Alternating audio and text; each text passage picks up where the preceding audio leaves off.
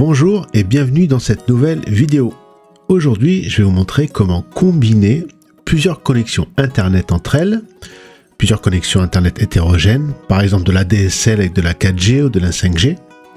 On appelle cela de l'agrégation de liens et le but de cette manipulation est de fournir un débit plus rapide en additionnant entre guillemets les connexions Internet. Rien à voir ici avec le load balancing, l'équilibrage de charge, ou ni même le multi-one.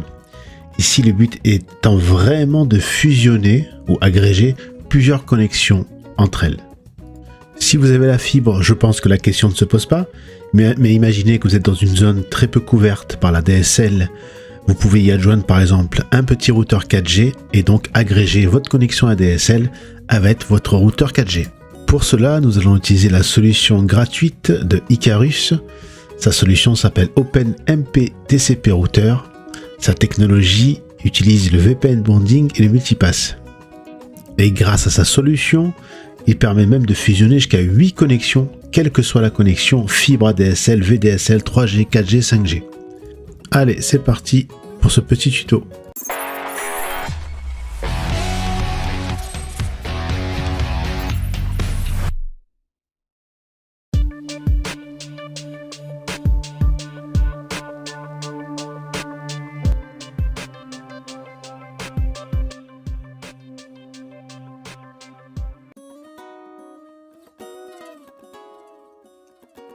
Pour réaliser ce tuto, il nous faut un Raspberry Pi 3 ou 4. Je vous conseille de prendre le 4 pour les performances.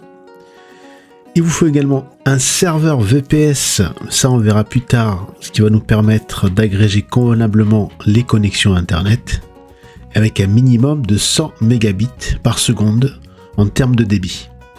Et enfin, il vous faut au minimum 2 connexions Internet, car si vous n'en avez qu'une seule, cela n'a aucun intérêt.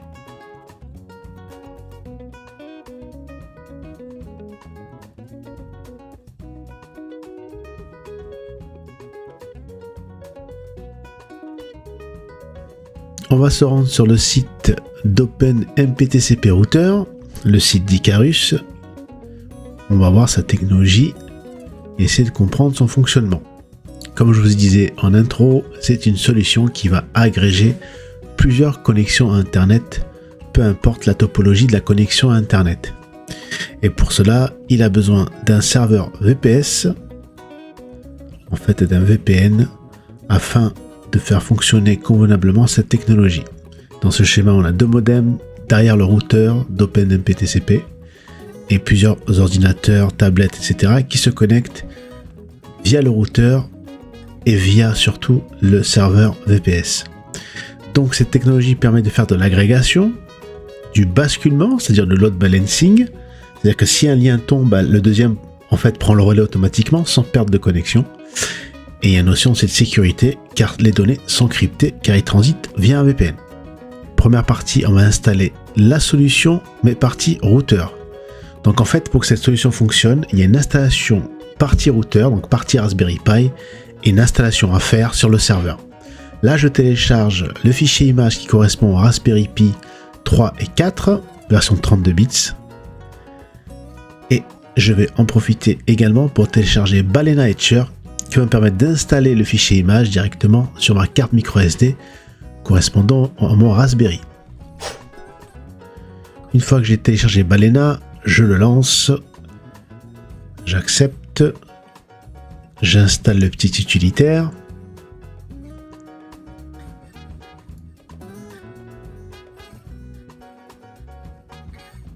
On va donc installer la partie routeur en 3 simples étapes. On va prendre notre fichier image qu'on vient de télécharger, on le sélectionne. Ensuite, on sélectionne la carte micro SD, ici, et on fait flash. Et en même pas quelques secondes, il va nous installer donc l'image de OpenMP-TCP Router sur notre carte micro SD. Comme cette technologie utilise le VPN bonding et le multipass, il nous faut donc installer un serveur VPN. Pour cela, on va donc louer un serveur VPS. Donc ici dans la vidéo, j'ai pris comme exemple soit OVH ou soit Ionos. Alors chez OVH, vous avez le premier serveur qui démarre à 3 € hors taxe par mois. Pour ce prix-là, vous avez un V-Core, 2 Go de mémoire vive, un disque dur SSD de 20 Go et une bande passante, là c'est le plus important, une bande passante de 100 mégabits. Petit calcul, si vous avez une connexion VDSL par exemple de 50 mégas en débit descendant et une connexion 4G de 60 mégas, ça vous fera donc 110 mégas et cela va dépasser les 100 mégas que vous allez au VH, donc ça n'ira pas, il faudra prendre un débit plus important. Si on passe chez Ionos, ils ont des VPS avec une connexion externe, une bande passante de 400 mégabits. Donc là, ça devient plus intéressant. Et également au niveau du tarif, car leur premier serveur démarre à 1 € hors taxe par mois. À ce prix-là, 512 de RAM, 10 Go de disque, c'est largement suffisant. Et surtout, nos 400 mégabits de bande passante. Si je fais une petite simulation, si je le choisis, je vois bien que j'ai le 1 € par mois. Et surtout, prenez en distribution la Debian 10, la Debian version 10. C'est très important pour la suite. On voit bien que c'est bien 1 € hors taxe par mois, pour l'engagement de 12 mois. Une fois souscrit au serveur VPS, vous recevrez un mail avec plein de codes et vous vous rendez sur la console d'administration, donc soit d'Ionos soit d'OVH. Dans cet exemple, c'est Ionos. Je sélectionne mon serveur VPS et je vois bien que j'ai mon serveur qui est vert, qui est en état de marche et qui est installé sous Debian 10. Voilà, c'est très important, sous Debian 10. Une seule chose à faire au niveau du serveur, c'est d'aller dans réseau et stratégie de pare-feu et d'ouvrir tous ces ports que je vous montre ici. Si besoin, faites pause sur la vidéo. Donc il faut ouvrir les ports 65.222 en TCP, 65.500 en TCP, le 65.101 en TCP UDP, etc. Et je vous montre comment on fait avec un exemple. Par exemple, le port 10 000. Vous mettez le numéro de port, le protocole, et tout au bout, vous faites le petit vert. Donc ici, je ne le fais pas, bien évidemment, car je n'ai pas besoin d'ouvrir le port 10 000. C'était juste pour vous montrer la manip.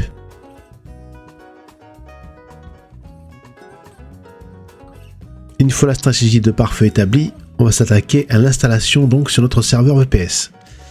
Pour cela, je télécharge Putty qui va me permettre de me connecter en SSH sur mon serveur VPS. Vous avez dû recevoir de la part du prestataire du VPS un mail avec un mot de passe route ainsi qu'une adresse IP qui correspond à l'adresse IP de votre serveur VPS. Donc dans Putty, je rentre l'adresse IP de mon serveur VPS, je vérifie que je suis bien en port 22 et en SSH et je clique sur Open pour me connecter en SSH sur mon serveur VPN. Ici, j'accepte. Je me log ici en route, donc ça vous le trouvez dans le mail de bienvenue pour le nom d'utilisateur, et je mets le mot de passe que j'ai reçu aussi dans le mail de bienvenue. Une petite commande habituelle pour mettre à jour le serveur, apt-get update et upgrade. Vous trouverez bien évidemment toutes les commandes dans la description de cette vidéo. Et voilà, mon serveur se met à jour. On installe également l'utilitaire wget qui va nous permettre de procéder à l'installation finale de la partie serveur d'OpenMPTCP Router. Maintenant, je tape la dernière commande que vous trouverez bien sûr en description qui va me permettre donc de finaliser l'installation. Je copie, je colle et je fais entrer. Et là, ça prend environ entre 5 et 10 minutes, donc j'accélère volontairement la vidéo.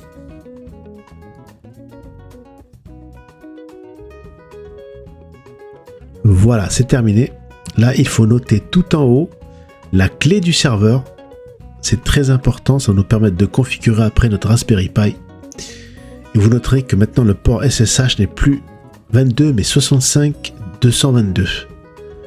Donc là, je note ou je copie-colle la fameuse clé que je mets de côté. On va programmer un redémarrage automatique du serveur une fois par semaine ou 2 fois par semaine, peu importe. Car j'ai remarqué à l'usage que parfois le serveur VPS arrive à saturation et il fallait parfois le redémarrer. Donc pour cela, automatiquement, ici dans mon exemple, je dis que le lundi et le vendredi à minuit, je fais redémarrer automatiquement le serveur, comme ça je ne m'en occupe plus. CTRL X pour sauvegarder, Y pour valider, et c'est terminé. Maintenant je peux redémarrer le serveur en faisant un sudo reboot. Toutes Toute la partie serveur est enfin terminée, on s'en occupe plus. Maintenant, on va configurer notre Raspberry Pi. Au début de la vidéo, grâce à Balena Etcher, on avait installé l'OS sur la carte microSD. Donc vous prenez cette carte, vous la mettez dans le Raspberry Pi et vous démarrez le Raspberry. Pour configurer tout ça, je me connecte en direct avec mon ordinateur portable sur le Raspberry Pi. Donc je ne l'intègre pas de suite au réseau. D'abord, je me connecte en direct en câblé sur le Raspberry Pi. Automatiquement, l'adresse IP par défaut est 192.168.1.1. Avec votre navigateur, vous vous connectez. Et là, il nous demande de choisir un mot de passe assez fort pour la partie administration du routeur. Donc vous tapez un mot de passe de votre choix et vous faites connexion. On arrive sur l'interface du routeur.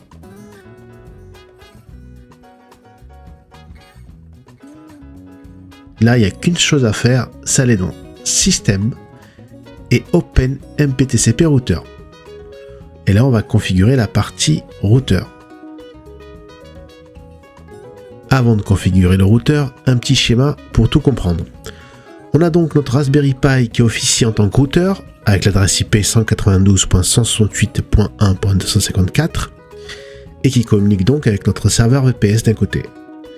Il communique également de l'autre côté avec une box 4G de chez Bouygues qui a l'adresse IP 192.168.3.1 et une box ADSL de chez Free qui a l'adresse IP 192.168.2.254. Donc du côté du Raspberry Pi, on va déclarer deux interfaces LAN, donc deux interfaces internes, avec une adresse IP en 3.2 qui sera tournée vers la box de Bouygues et une interface LAN en 2.253 qui sera tournée vers la Freebox ADSL. Enfin, dernière chose, pour que le système fonctionne parfaitement, il faut désactiver le serveur DHCP sur les deux box, donc sur la Bouygues dans mon cas et ma Freebox ADSL. Donc chez vous, si vous avez une agrégation de 2 ou 3 box par exemple, il faudra désactiver les serveurs DHCP des 2 ou 3 box de votre maison car ils risquent de rentrer en conflit avec le serveur DHCP du routeur Raspberry Pi qui lui déjà possède un serveur DHCP et qui attribuera les adresses à tous les appareils de votre réseau. Donc pensez bien à désactiver les serveurs DHCP de vos box. Sur cette page tout en haut, on va entrer l'IP du serveur VPS, dans notre cas chez Ionos. Donc on rentre l'adresse IP et la fameuse clé du serveur qu'on a copiée tout à l'heure. Dans la troisième case, face à clé du serveur. Seconde étape, dans les paramètres LAN, on va changer l'adresse IP par défaut du routeur. Comme je vous l'indiquais tout à l'heure, ici l'adresse par défaut est 192.168.100.1. Ici, je vais mettre plutôt 192.168.1.254. Ça sera plus simple pour moi. Vous pouvez mettre 1.1 si vous voulez. Dernière étape, on va configurer les modems. Dans mon cas, j'en ai deux. J'ai une box 4G chez Bouygues.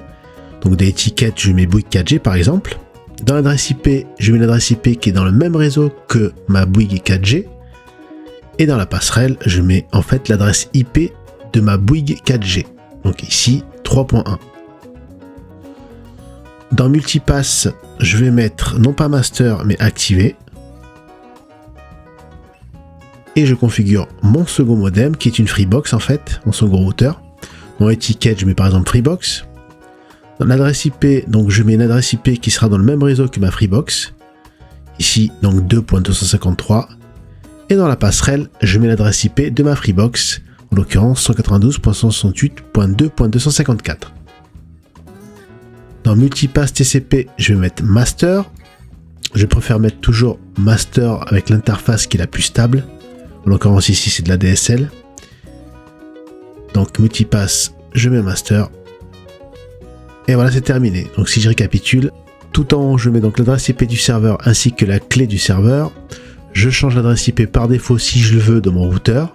Et je rentre les deux adresses IP qui correspondent à mes deux routeurs.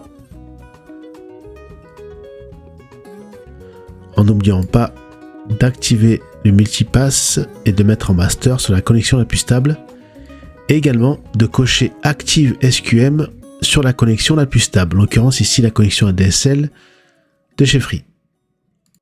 Et on clique sur sauvegarder. On attend environ 2 à 3 minutes que les modifications soient prises en compte. Et maintenant, on peut brancher notre routeur directement sur notre réseau interne de la maison. Notre Raspberry Pi va donc remplacer nos 2 routeurs et sera donc le routeur principal. Afin que tous les appareils connectés, les tablettes, les smartphones, les ordinateurs, les imprimantes, tous les périphériques soient bien connectés avec le routeur et bénéficient de la vitesse de connexion décuplée.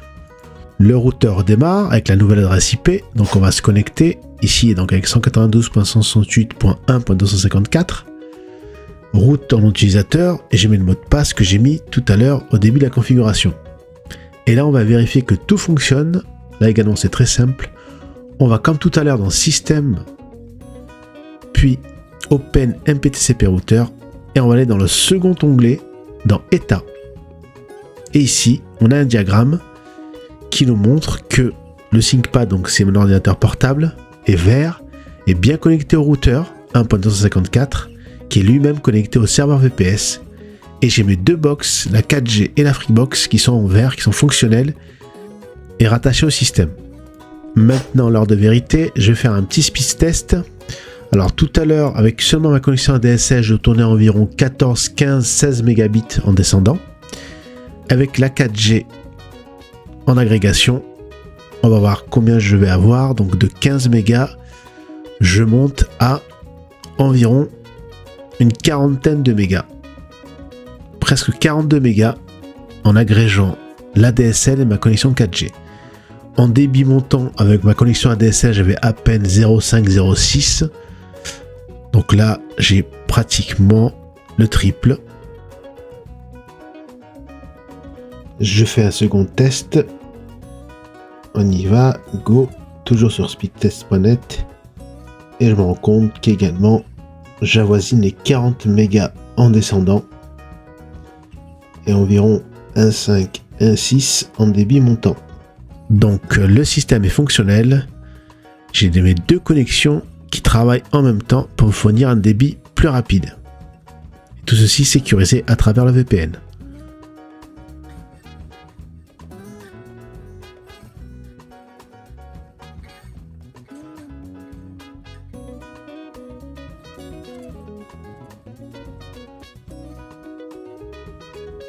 Voilà, ce petit tuto est terminé. Donc il est un peu technique et demande quand même un niveau en informatique au moins intermédiaire, mais en suivant la vidéo dans son ensemble et dans l'ordre, même avec un niveau débutant, vous pouvez y arriver sans problème. Donc maintenant vous avez une solution pour une agrégation de plusieurs connexions à internet, jusqu'à 8 connexions, que ce soit de la 4G, de la 3G, de la DSL, voire même de la fibre, même si dans ce dernier cas ça ne vaut pas le coup. Mais ça vous permet de décupler et d'accélérer votre connexion à internet, surtout si vous êtes dans des zones où la DSL n'est pas très rapide, ou inversement si la 4G n'a pas une grande portée. Pour le serveur VPS, prenez celui qui vous arrange. Moi, pour le bien de la vidéo, j'ai pris un hébergeur, les 2 hébergeurs les plus connus qui sont OVH et Ionos. Et quand même en termes de rapport qualité-prix, le VPS de Ionos pour 1 € par mois hors taxe, quand même d'un bon rapport qualité-prix. Sachez tout de même qu'il existe une solution prête à l'emploi de ce même système ou équivalent chez OVH qui s'appelle Over the Box. Si vous faites des recherches sur Google, sur le site d'OVH, vous trouvez la solution Over the Box qui fait exactement la même chose, c'est-à-dire de l'agrégation de plusieurs lignes internet, mais tout cela prêt à l'emploi. Donc pour les débutants, pourquoi pas faire vos recherches de ce côté-là.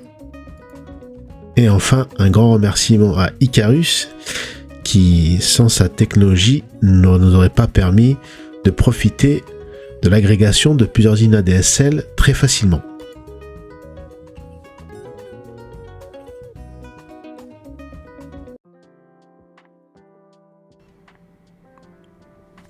N'oubliez pas de laisser un pouce bleu si la vidéo vous a plu, de vous abonner si ce n'est pas encore fait, et d'activer la cloche de notification pour ne rater aucune de mes vidéos.